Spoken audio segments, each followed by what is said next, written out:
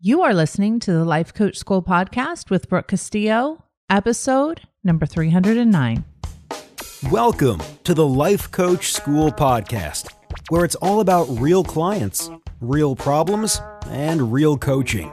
And now, your host, Master Coach Instructor, Brooke Castillo. Well, hello, my beautiful friends. Today is such a good day. I'm going to tell you all the things. First, have you signed up for How to Be Interesting? This might be my best one-day event that I've ever done. This is my business workshop that will help you if you are a business owner, if you work in a business, if you sell, if you are an employee in a business. I'm going to teach you how to be interesting. And being interesting is very important because only things that are interesting get our attention. I'm going to talk to you about the brain and what interests it and how to make sure to get your people that you want to help interested in you. I can't wait to teach this content to you. I have so much to teach in the one day. It's going to be March 13th. In Plano at the Renaissance Hotel, our favorite hotel, amazing restaurants nearby. Please make sure you go and register and get your room right away. Very excited to share this content with you. That's the first thing. Okay, the next thing, what should I tell you next, is today I'm leaving to go to Georgia to watch my son Christian play in his first Division I golf tournament.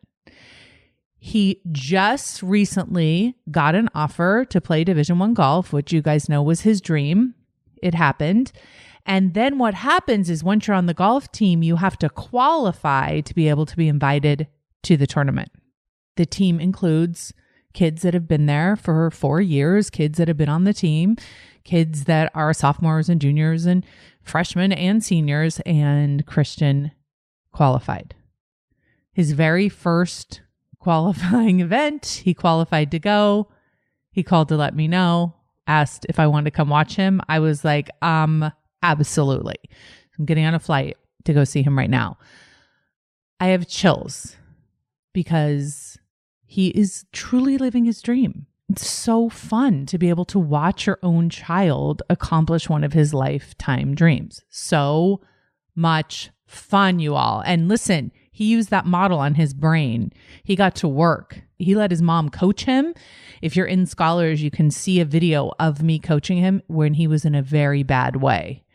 He is in a very good way now. He is on top of the world, having a wonderful time. Super stoked to be going and doing that with him. What else do I have for you? I think I told you guys as I'm in the middle of my midlife crisis that I decided to buy a Porsche. Did I tell you that? The Taycan, I was going to buy it. So they just came out. They got one that we could test drive. They brought it out to the house for us to test drive. My husband, Chris, and I were waiting in the driveway when he drove up in this car. Holy sexiness. I love that they make cars like this. Oh my goodness. So it's a Porsche Taycan Turbo S, and the car is so beautiful. The wheels are so beautiful. It's so amazing. And we got in this car and the guy was like talking about the car. And I promise you, I had no idea what he was talking about. He's like, it has this and this and this and this and this and this, and then this torque, and then this engine, and then this thing, and then this noise, and then I didn't know what the guy was talking about. Then he takes us on a back road and tells me to put my head back. He's like, make sure your head is on the back of the seat. And then he accelerated the car, which supposedly went from 0 to 60 in like a second or two. It was ridiculous. This car goes so fast. I don't know why you need a car that goes that fast, especially because my kids tell me that I drive like a grandma, and I'm very scared to be in between a wall and a semi truck. Like I seriously like sweat. I have a very hard time with directions. I am always have two hands on the wheel. I'm always looking around myself.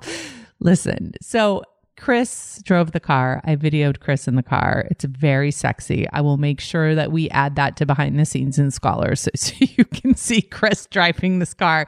Holy hotness. But here's what you need to know. I decided not to buy the car. Here's why. The way I explained it to Chris is I'm like, I feel like I'm a little girl in my mom's dress and her high heel shoes. And even though I'm over the top and I like all the pretty things, I feel like I don't have the capacity to appreciate this car.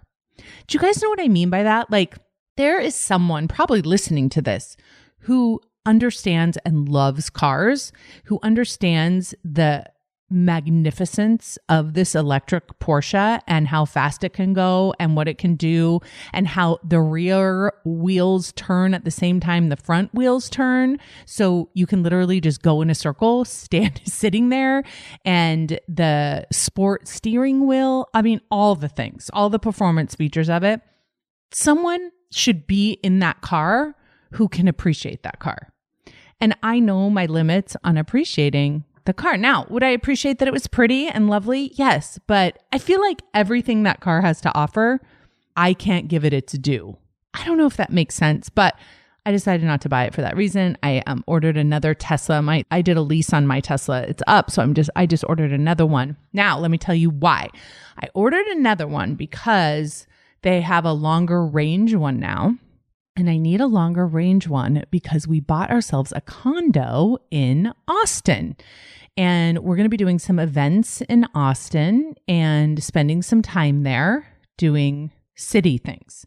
So I need a car that can get me to Austin without having to plug it in along the way. New Tesla.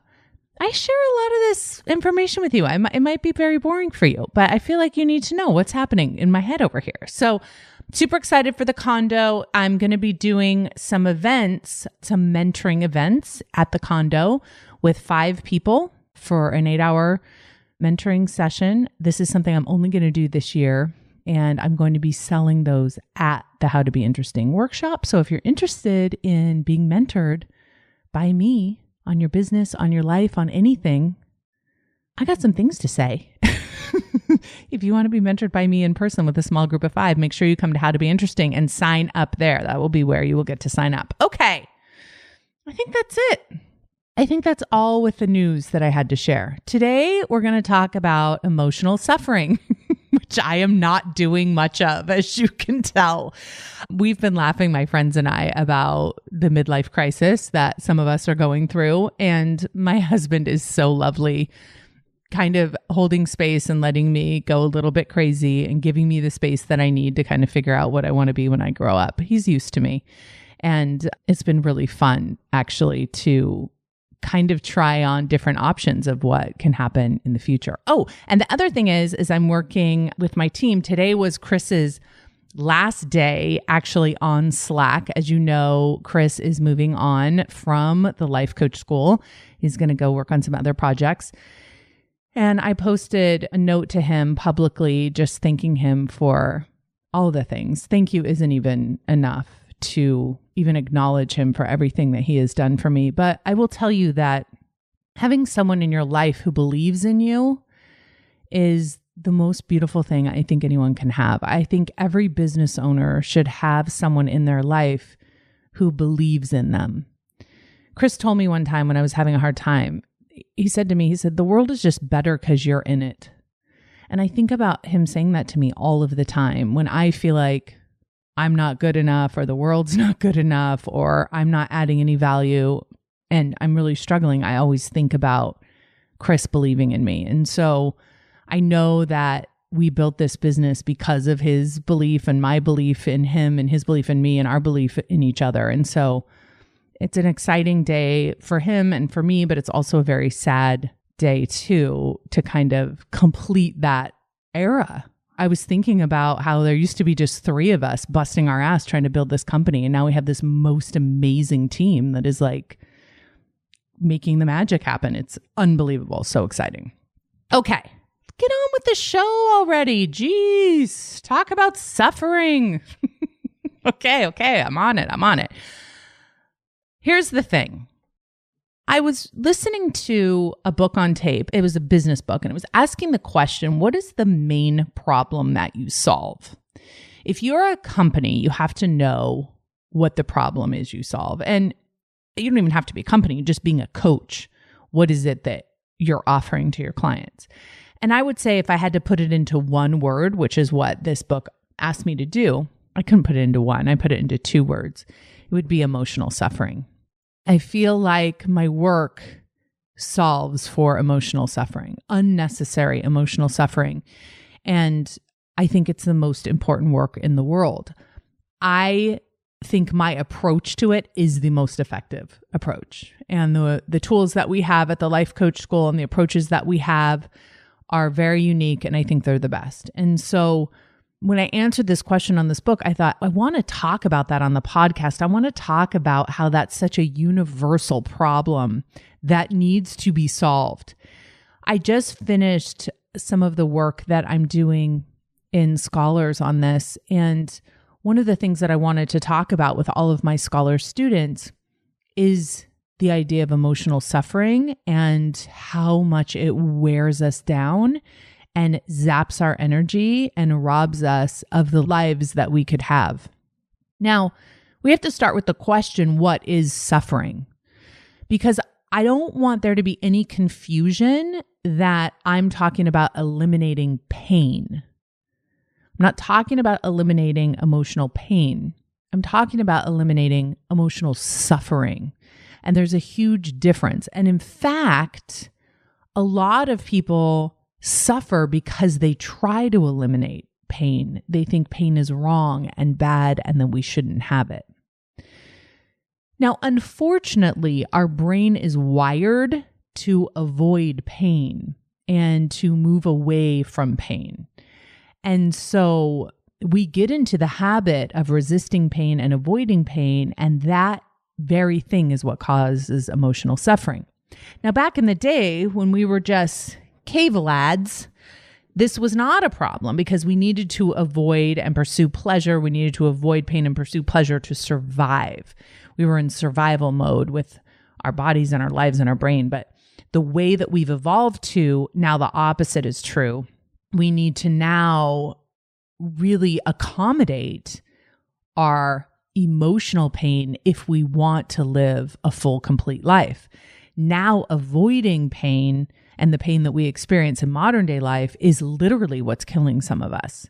So I've talked about this a lot before, but I just wanted to touch on it again so we are clear. Your brain is wired to resist and avoid pain. And therefore, the way your brain is wired needs to be overcome for your next evolution in modern mental health management. So, pain is half of your life. Pain and discomfort and negative emotion will be half of your life. And you will suffer when you don't embrace that or acknowledge that or accept that. It's the way your brain is wired. It's the way your brain is wired to think. You will have thoughts that will create this for you. And when you resist this, and when you fight against it, and when you're upset because of it, that is when you suffer. You suffer when you have pain about your pain. When you are in pain for being in pain, you suffer. Now, the way that I help solve this problem is I teach about pain and emotional pain and what causes it. Now, remember, if you've been listening to the podcast for a long time, you know that we cause our emotional pain with our thoughts. Now, I just had one of my students ask me the question, okay, so if we just cause pain with our thoughts, why don't we just always change our thoughts?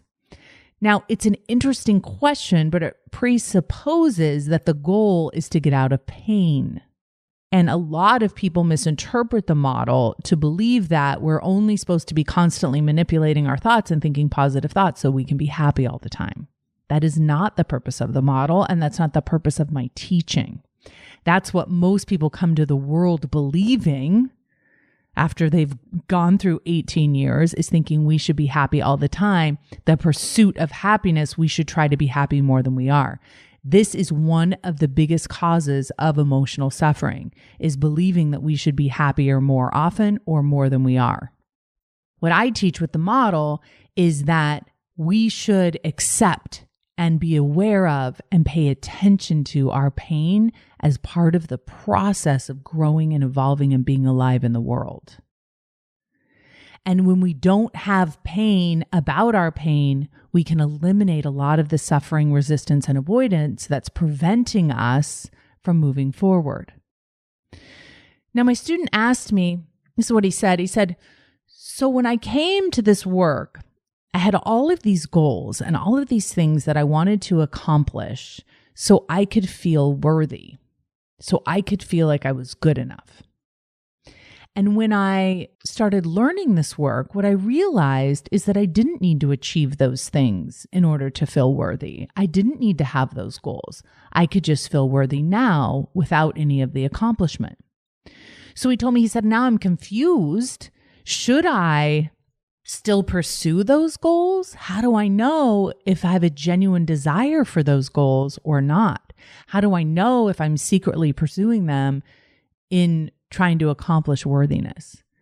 And what I told him was, there's nothing wrong with wanting to have a goal because you want to feel more worthy. It's just the way you think you're going to accomplish that is backwards. You think you're going to achieve the goal and then feel worthy, but really you need to feel worthy in order to achieve the goal. So the goal is valid. The goal is good. You want to have that because it'll cause you to go through the discomfort to evolve and embrace your worthiness, but it's not going to come from the result. It's going to create the result. It's so interesting, just as kind of a side note, I met with two of my friends when I went down to Austin, and one of my friends was talking about how he always believed that when he made it big and made a lot of money, that it would be like a nice FU to all the kids who had bullied him when he was a kid. It's like he would show them with his accomplishment and his success that he was worthy and that he wasn't all the things that they were saying to him. And what he realized is that, of course, that doesn't work. Buying cars and houses and spending your money and making a lot of money doesn't compensate for your own feelings of unworthiness. And when you feel that way, when you feel like you need to show other people that you're worthy because you have money, you have to keep spending your money, which of course makes you worth less money, right? You see how it works? It makes you less worth, less net worth. And that's why I think it's so interesting that self-worth and that net worth can be so intertwined when we believe that making more money will make us more worthy. And when we show off our wealth, that people will look at us and think that we've made it and that we're worthy and that we're accomplishment. We won't be bullied anymore.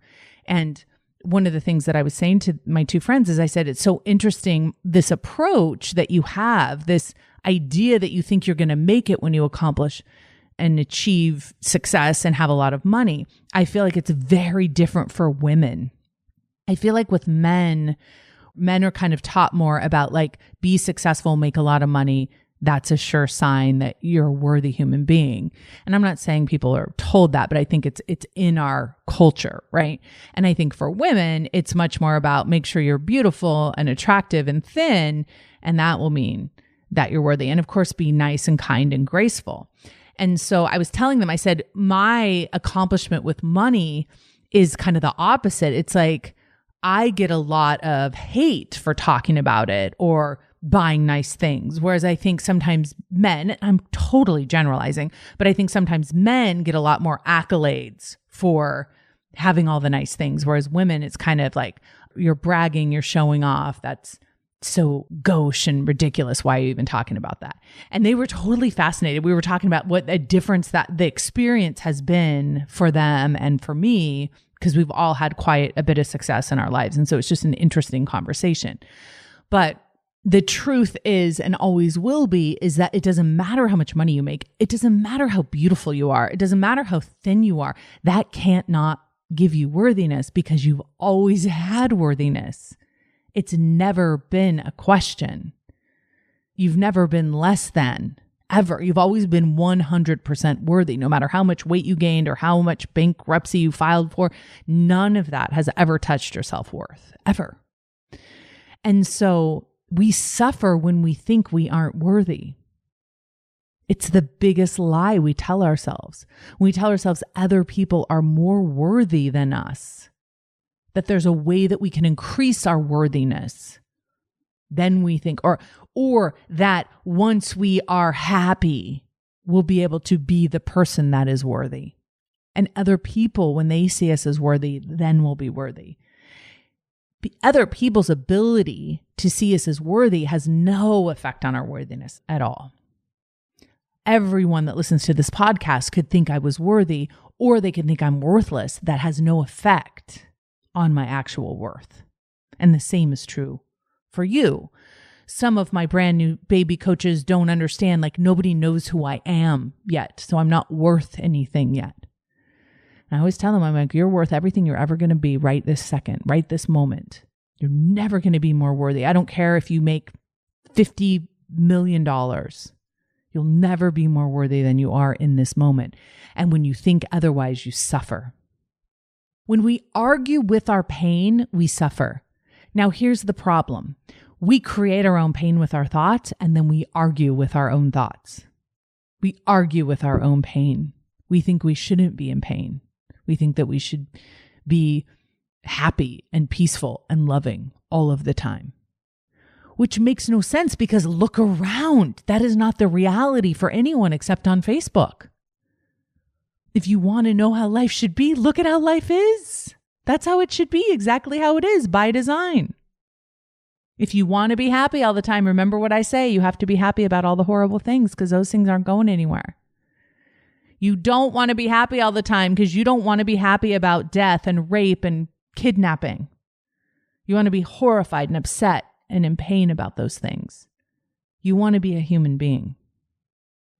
When you want external things to make you happy, you will suffer because they're no good at it.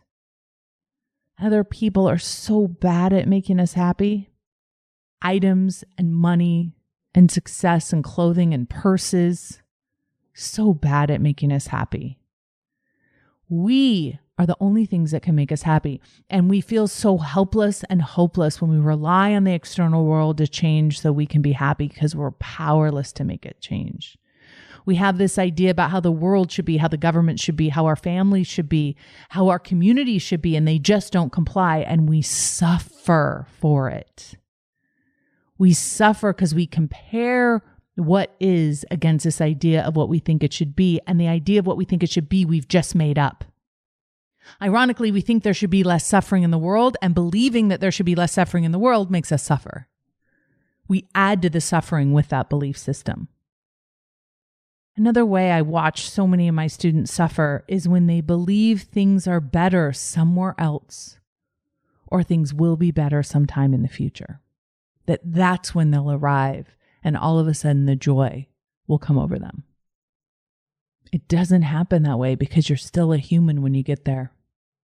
I actually had this conversation with my son. I was talking to him about golf, and I said, when do you think you will arrive? He's like, as soon as I go pro. I said, when I asked you that question a year ago, do you know what you said to me? When you were playing Division I. He's arrived, yeah? But he's not just basking in it. He's on to the next thing. He's thinking about his next goal because that's what the human brain does. When we don't understand how the brain works, we don't understand our own power. We don't understand our own power to be aware of, embrace, process pain, process emotion, change our thoughts, think into our future. We suffer. We don't understand that the world isn't happening to us. And so we suffer because we feel so helpless. When we develop the ability to understand that life is 50-50 and we accept it and we stop arguing with it and we stop being in pain over our pain, we release suffering. We're still in pain sometimes. We're still uncomfortable a lot of the time. We're just not mad about it anymore. We just don't suffer about it anymore. So many of my students come to me who have been trying to fix their lives with no relief. and they feel so helpless and they don't know what else to do. They have been working and trying and aggressively hustling, trying to change the world, at least their immediate world. And it doesn't change how they feel. And they come to me exhausted and they take a deep breath and they say, please help me. And I say, listen, I can't change your world for you. I can't go out there and make the world comply with what you want. But I can help you understand what it means to be a human being, and I can help you manage your brain.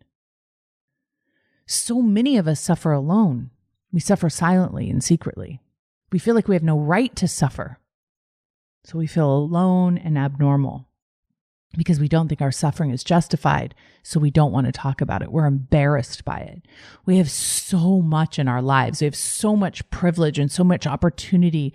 And so many of the things we've wanted in our life have come true, and yet we're still suffering. And the reason we're suffering is because we don't understand that we are only the cause of our own emotional suffering. And changing our lives, changing who we're married to, and if we have kids, does not change our ability to suffer, because we can still argue with what is. And when you suffer so much that you feel shame about your own suffering, you are doing it wrong. When you don't have pain about your pain, you just have the pain of being alive, and you're not afraid of it, and you know that you can process it, and you move towards it. If you're someone who has tried and given up and then settled, and then tried and given up and then settled over and over and over again, you are a person who doesn't understand why you suffer emotionally. It's because you don't understand what's going on in your brain, which is an evolutionary tactic to survive that now needs to be changed in order to thrive in our modern world. The work that I do with the model ends emotional suffering. And so often when we think about suffering, we think about people that are really addicted to heroin, or people who are in third world countries physically suffering. But I am talking about emotional suffering, and it is real, and it sucks, and it can literally kill you. It can literally cause you to die in many, many ways. The way that you show up in your life when you are suffering is nowhere near where you could show up. So my solution is awareness, is understanding the brain, is understanding what you're doing. Ask yourself, are you in pain about your pain? Are you suffering because you're a human being? Are you suffering because life is 50-50? Are you suffering because you think life should be all rainbows and daisies and peace and love and kindness? Somebody told us this one time. I think it was in kindergarten. What did they tell us? Everything should be fair, and everyone should be nice, and everyone should share and be sweet and say nice things to each other, and we should all hold hands. And we get this idea in our life that that's how it's supposed to be. And we realize that it's not that way. And so we think that something's gone terribly wrong. But what I want to tell you is that life is exactly as it's supposed to be. It's supposed to be filled with pain. That's what it means to be a human. And it's supposed to be filled with joy and awesomeness, because one can't exist without the other. Suffering comes from rejecting that, from wishing it were different, from wishing you were different, and from not understanding that you're already 100% worthy. So my goal is to help you to stop suffering. My goal with this podcast and with scholars and with life coach certification is to teach you to stop suffering so you can help other people to stop suffering. We're not going to eradicate pain, but we're going to do our best to lower and eliminate suffering. It's unnecessary, and it doesn't serve you, and it doesn't serve the world. Have a beautiful week, my friends. I will talk to you soon. Take care. Bye-bye. Hey, if you enjoy listening to this podcast, you have to come check out Self-Coaching Scholars. It's my monthly coaching program where we take all this material and we apply it. We take it to the next level and we study it. Join me over at thelifecoachschool.com/join. Make sure you type in the lifecoachschool.com/join. I'd love to have you join me in Self-Coaching Scholars. See you there.